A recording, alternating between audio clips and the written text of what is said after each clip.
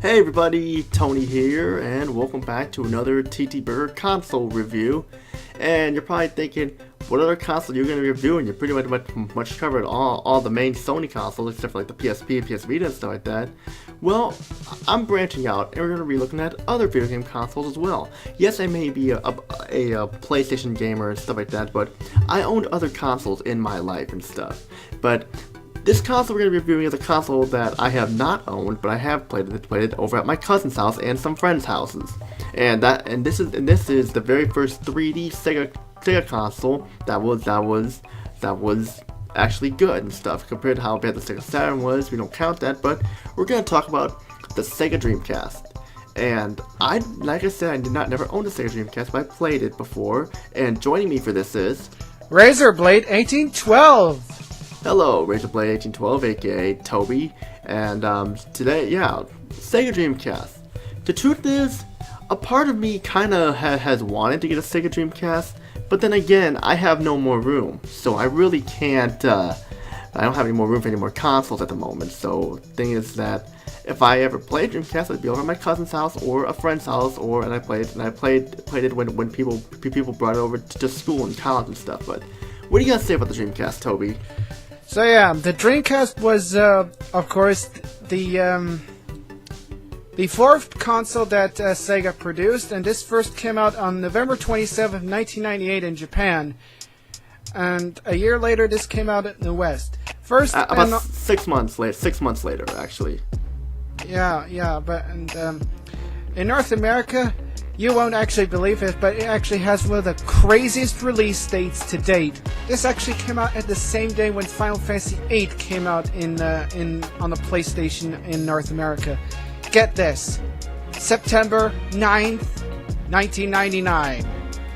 9999. You can never have enough 9999, we'll say. Yeah, but Sega Dreamcast. And in Europe, this actually came out in October 14th the same year.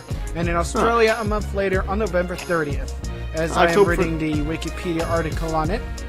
October 14th, the week before my birthday and stuff like that. So yeah. But Sega Dreamcast, a decent library of games. I'd rather have a PlayStation over the Dreamcast, but Dreamcast had a decent library of games. Soul Calibur, which I believe should have been released on a Sony console as well. You have Sonic Adventure 1 and 2. You have Jet Set Radio. Jet Grind Radio, as it's called over in the States where you live. Yeah. And you pretty much got ports of Resident Evil 2 and 3, and Dino Crisis and stuff, and Crazy Taxi 2, and Shenmue, 18-wheeler American Pro Trucker, and Space Channel 5. Well, yeah, but that got up. Yeah, some of these games were on the Dreamcast before they got released to the PS2. That's why we're named. Oh yeah, and Headhunter was also on the Dreamcast, except that Headhunter on the Dreamcast was only released in Europe. Oh really? I did not know that. I heard it was but on the PlayStation 2, this did come out in America thanks to Acclaim. Yeah, I mean Sonic Adventure. So when we seen Sonic Adventure and stuff like that, you really. They really did a great job with the very first official 3D Sonic game and stuff like that. I mean, it was one of that and Soul Calibur and stuff were like two of the main reasons to buy a Sega Dreamcast and stuff like that. And the discs they used were called GD-ROMs or something like that, like a GD-ROMs. Yeah, an early form of like these DVDs, which actually that's 1 gigabytes. That's what they hold. Yeah, I mean. In Europe, for the Dreamcast, the little swirly thing is blue, but in North America, it's red and stuff. So and there's actually a perfect reason as to why this is. The red swirl was actually trademarked already by a German company, a company where I live, of course, in Germany, called Tivola. That's of course a company known for those edutainment software games that are sold in where I live in Germany. And that's why they actually had to change the color from red to blue. Yeah, like, trying to find a Dreamcast nowadays, it's pretty expensive and stuff like that. In fact, the local disc store I go to doesn't really sell many Dreamcast games because the Dreamcast was actually disbanded in 2000, in late 2001. In the West, at least. In the West. Yeah, in 2009, 2006, I believe. That's where this Dreamcast actually still sold over in Japan. Yeah, but like I'm not sure exactly why the Dreamcast was disbanded very shortly. It's probably because of the release of the PS2, and the PS2 was probably doing better. That's probably really what it was.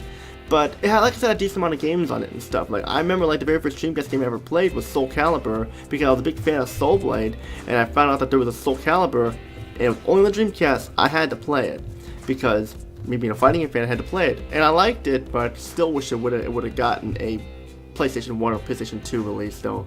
That's just me, though. And, like, of course, Crazy Taxi and stuff. Of course, like, they had ports of arcade games too, and I mentioned there's also House of the Dead on there too. And there was also Virtua Fighter 3 Team Battle on it.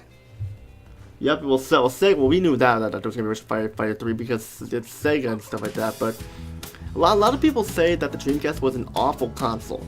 To be honest with you, it wasn't as good as like the PS2 and stuff like that, but it was still a decent console. Just that I wish there were more games for it and stuff. There were some, I mean, I remember there was a game called Blue Stinger, which was like a survival horror game I never played, but unfortunately we also had the Ring Terror's Realm, which Army 21, aka the Waste of Time reviewed, which, glad I stayed away, it's a good thing I never got that game, or I got that, but like, I just remember like, when the Dreamcast were being used at like, we were still used at GameStop, I wanted one because of Sonic Adventure and stuff like that, and because of Mortal Kombat Gold, which pretty much had more characters in it and stuff in Mortal Kombat 4, and because I just wanted the original Sonic Adventure 2 and Soul Calibur and stuff, but my dad said no because I only wanted a few games for it, so there was no point.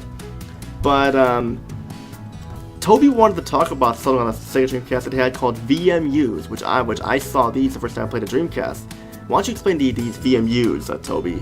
Now, these VMUs, those are actually like the equivalent to like those memory cards on the PlayStation, and they're actually kind of similar to those controller packs that you had on the Nintendo 64, except that there's actually a twist to this.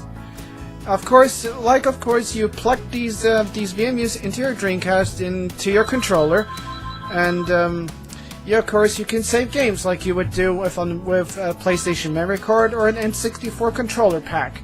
And there's actually something pretty cool about the VMU. It actually has this mini screen, which is actually kind of handy, where you can of course see some information on the screen and so on. And they also have some mini games in where you can actually take the VMU itself on the go, and where you can play some mini games in it and do some kind of crazy things.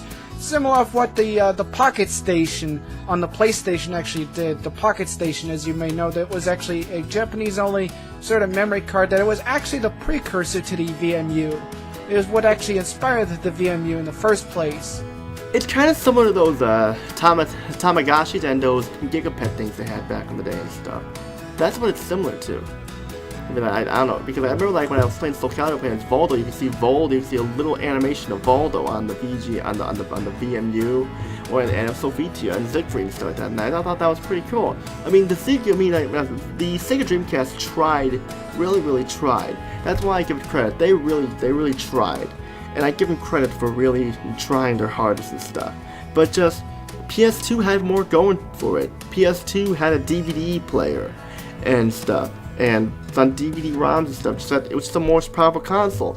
The main problem I have with the Dreamcast is that after a while, certain games will not run well on it, or the console will not run well on it at all. Like after only a few years, it just doesn't run that great anymore. I mean, I guess it's because it was like, I guess one of the first 3D of like first next-gen consoles was before the PS2 and stuff like that. I guess I can understand where that's coming from, but it did have some problems. And there was also another thing, like with the 1999 models, you were able to play burned games. Like if you burn games onto a CD, you'd be able to play them.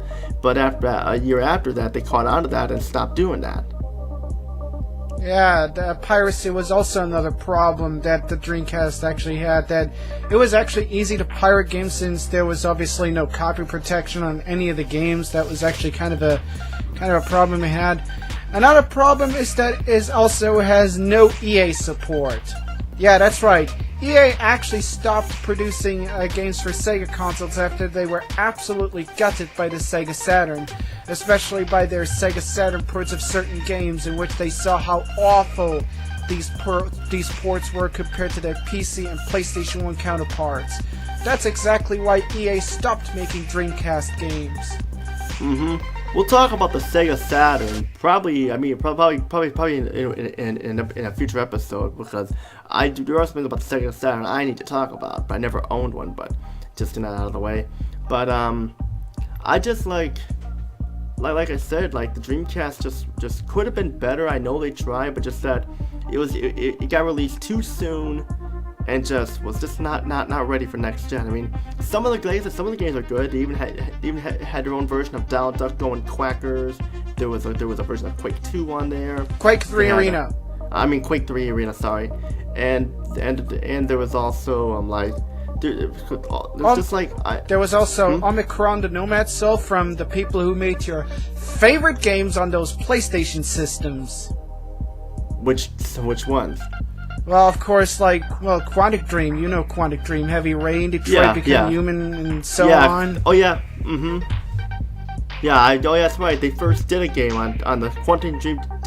Made their first game on the Dreamcast. Actually, I can't believe I forgot about that. I was gonna actually bring it up, but I totally forgot. But now I remember that. Yeah, because I forget that. Yeah, they did have some good games. I mean, like I said, but it's just it pretty much lost the battle between PlayStation 1 and PlayStation 1 and PlayStation 2. At first, I think it's bad to compare the PS2 to the PS2 generation of the PS2, because that was at least almost about a year after, almost 2 years after the Dreamcast. But compared to the PS1 and Dreamcast, the PS1 had more games for it and stuff. And in my opinion, their versions of Resident Evil 2 and 3 and Down Crisis showed the graphics may look better and stuff like that. And they may have a movie viewer and more costumes and stuff like that, but the PS1 versions just ended up being better in the end and stuff like that. At least in my opinion and stuff. It's just, there's something about them that made those versions more memorable. There's just nothing, I just don't have any other words to explain it, but do you have anything else to say about the Sega Dreamcast? Yep, there is of course something else I want to say about the Dreamcast. Now, the Dreamcast may have had a very short lifespan indeed, of course, only being 3 years only on the market in Japan. Then again, it still got released till 2006. In the West, though, of course, it only was there for 2 years before it kind of bit the dust. And while in Europe, there were still some games that still came out, but then again, they were only in Europe anyway. The one thing, that still makes the Dreamcast still kind of long-lived, despite having been long discontinued, is the fact that there are still games being made for it. Yeah, that's right, you heard me. There are actually games still being made for the system. But those are actually indie titles. But most of these indie titles are mostly, shmups and 2D games and so on. And there's of course, recently there is already a 3D indie Dreamcast game that has been out for a while called 4x4 Jam. It's a racing game with off-road 4x4 buggies and off-road trucks and so on. And which, of course, I saw Games31's review on it. Shout out to him, by the way. And I forgot to mention that there's also Resident Evil Code Veronica on there too, which started off on the Dreamcast before being ported over to the PlayStation 2 and GameCube and stuff. And of course, the PS2 version has more cutscenes in it and stuff, but the lighting is crap and stuff like that. But still, pick your poison and stuff. Just pick your poison. But yeah, I have to mention that one and stuff. But it's nice that they're still making them, but just that this console's been forgotten about. It just didn't have enough games for it and stuff. The PS1 had about 1,492 games released in North America, and I don't know how many the Dreamcast had, but I know it was less. And I would like to get a Dreamcast just to play Soul Calibur and the original version of Sonic Adventure 2, and stuff like that. And maybe Crazy Taxi 2. Actually, I didn't really care for Crazy Taxi 2 that much, just Crazy Taxi 1, but I wouldn't get a console only to play 3 games for it, though, is the thing.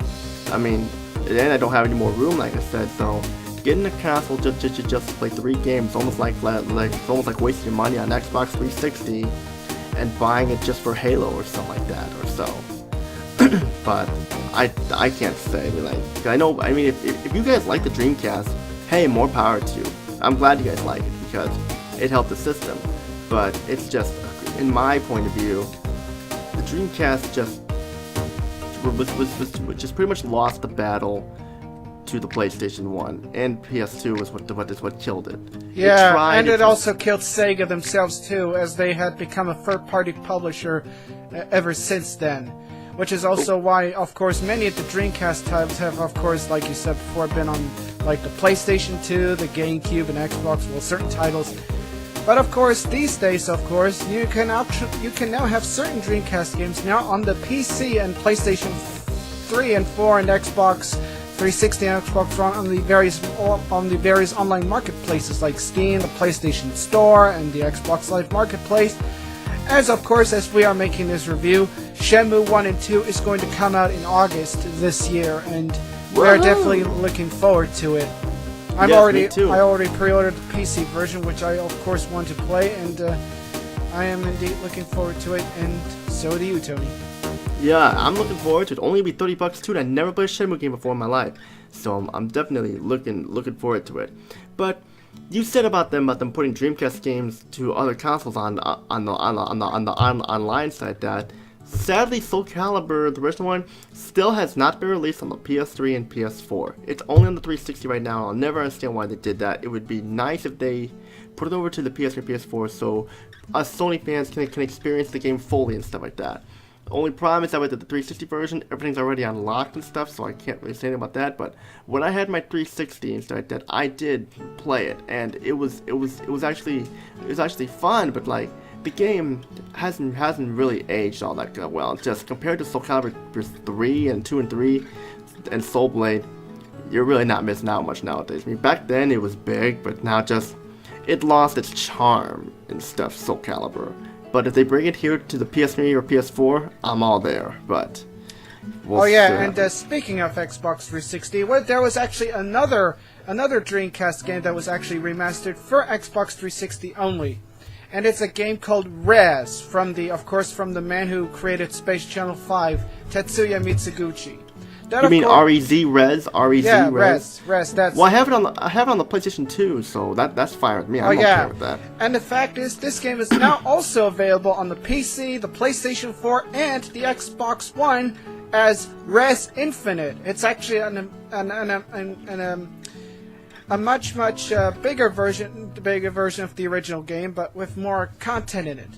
Of course, it has the original game in it, and with some more extras thrown in. And it's a much bigger game.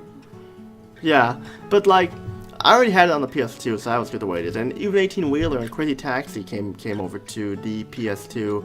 Even though, like, I have heard that the Dreamcast version of Crazy Taxi was better, but I can't say because I've only played the PS2 version and played it like once or twice in the arcade.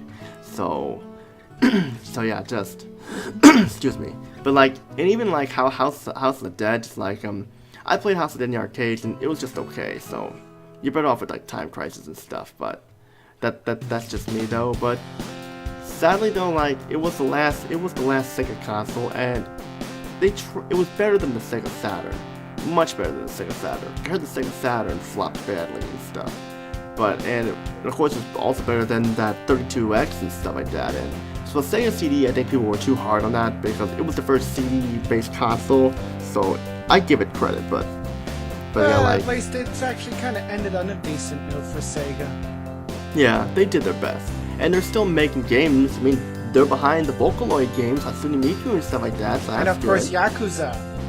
Yeah, which we'll be seeing Yakuza Kiwami 2 coming out on August 28th of this year. And of course, here in North America. The PC version of Yakuza 0 also in the same month as Shenmue 2 on the 1st of August on Steam. Yeah. So Sega's still doing well. I mean, sure, their Sonic games may be crap, but they're still doing well for the most part. You got anything else to say? Well, the Dreamcast is a pretty good console. It's just too bad that they were trying way too hard on it. Could have been actually much bigger, but and of course it was way ahead of its time. Was still highly beloved by many. It still has a huge cult following which is also why this game also still gets many games still being made for mostly, as I said before, these indie games, 2D ones and shmups and stuff, and like some few early 3D games. And of course there are also these dev kits that are still out there and still picked up, and where there are of course canceled games on there which now get released these days and so on. Dreamcast actually, sure, the console may have failed, but its legacy lives on. Well, what rating would you give it? I will give it a 9. Well, I would say that it could have been better. I'm not going to give it a bad rating, but I'm going to give it a fair rating. Probably, yeah, well, because if I got it now, I'd only play like at least 3 or 4 games on it, want to get 3 or 4 games, and that's really not a lot about console and stuff, but, and just it could have been better. I'm going to give it a 7. Not a bad job, it was a decent console, could have had more games, more support, and just, they tried their hardest. I'm going to give it a 7. So, a 7 out of 10 for me. And that's pretty much all we gotta say for this console review. There's more console reviews coming. We'll be looking at other consoles like the Sega Saturn, the Xbox 360, Xbox One, and probably look at some portable games too. Even though I'm not a fan of portable gaming and stuff like that, we'll check out. There's a lot of consoles that we can check out. We'll look at some consoles that come to our mind, and that's pretty much it for this episode. Peace out, everybody. Stay tuned. There's more videos coming. There's more on the way. The next review will be up soon.